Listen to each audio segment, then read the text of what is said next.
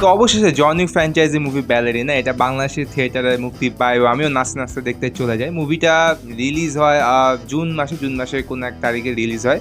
But ওই সিনেপ্লেক্সের ওই চেনা পরিচিত অবস্থা যে তারা ওই কোনো মুভি আসলেই দেরি করে রিলিজ করে, তো এটারও তারা ব্যতিক্রম করেনি। এটারও রিলিজ এই নভেম্বর মাসে এসে রিলিজ করলো। এবং জন উইক ফ্র্যাঞ্চাইজি যেহেতু মুভি অ্যান্ড আমি দেখবো না, এটা হইতেই পারে না। সো মুভিটা গিয়ে লেট করে হলেও গিয়ে আমি দেখে আসি। তো মুভিটা কেমন লাগলো এটা একটা রিভিউ আপনাদেরকে জানাবো। সো ভিডিওটি শুরু করা যাক। তার আগে আপনারা আমার ইন্ট্রোটা দেখে নিন।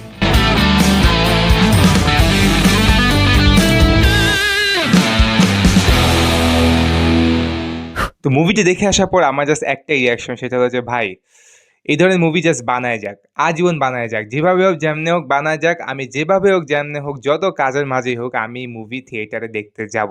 তো জন উইক ফ্র্যাঞ্চাইজটা নিয়ে যদি বলি, ভাই এরা এমন একটা ফ্র্যাঞ্চাইজ যে এরা অ্যাকশন জনার এমন একটা বেঞ্চমার্ক, এমন একটা মাইলস্টোন তৈরি করছে যে এখন মনে হয় যে কোনো অ্যাকশন মুভি দেখলে আমার ওই ওই জন উইক লেভেলের অ্যাকশন লাগবে, তাছাড়া আমার হবে না। মানে তো এরকম লেভেলের একটা পয়েন্ট, এরকম লেভেলের একটা মাইলস্টোন তারা তৈরি করছে অ্যাকশন জনার দিক থেকে।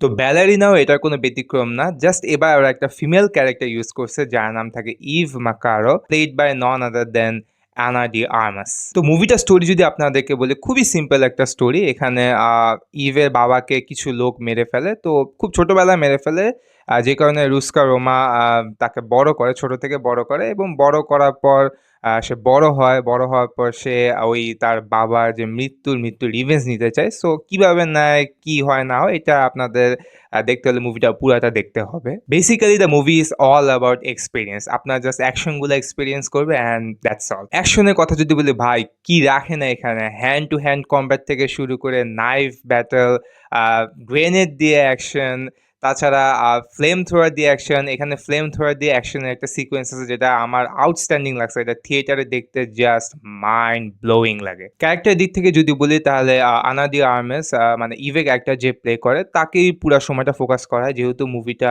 তারই মুভি। সো তাকেই পুরো সময়টা ধরে ফোকাস করে বানানো হয়। অ্যান্ড সত্যি কথা বলতে কেউ যদি আমাকে বলে বর্তমান টাইমে কোন অ্যাক্ট্রেস অ্যাকশনের দিক থেকে সেরা, আমি চোখ বন্ধ করে বলে দিতে পারবো ইটস আনা ডি আর্মাস। সে আগেও অনেক মুভিতে আউটস্ট্যান্ডিংলি অনেক অ্যাকশন চরিত্র পালন করছে, বাট এইবার আমি বলবো she was out of the world, literally out of the world. এবং এখানে জন উইকও আছে, ইয়েস, নন আদার দেন বাবা ইয়াগা, তারও এখানে একটা রোল আছে। এবং সত্যি কথা বলতে এখানে কিন্তু ওই ট্রিবিউটটা দেওয়া হয় যে Baba Yaga is still the best of all. John উইকের উপরে কেউ নাই, এই জিনিসটাও এই মুভিতে খুব সুন্দর করে একটা ট্রিবিউট দেওয়া হয়। তার ছোট্ট একটা রোল আছে, ছোট্ট না মানে বেশ বড় সড়ে লাস্টের দিকে বলতে গেলে। বাট বলবো যে আউটস্ট্যান্ডিংলি পারফর্ম করছে ওই জায়গাটাতেও। তাছাড়া আমার খুবই পছন্দের একটা অ্যাক্টর, তার নাম হলো নরমান রিডাস।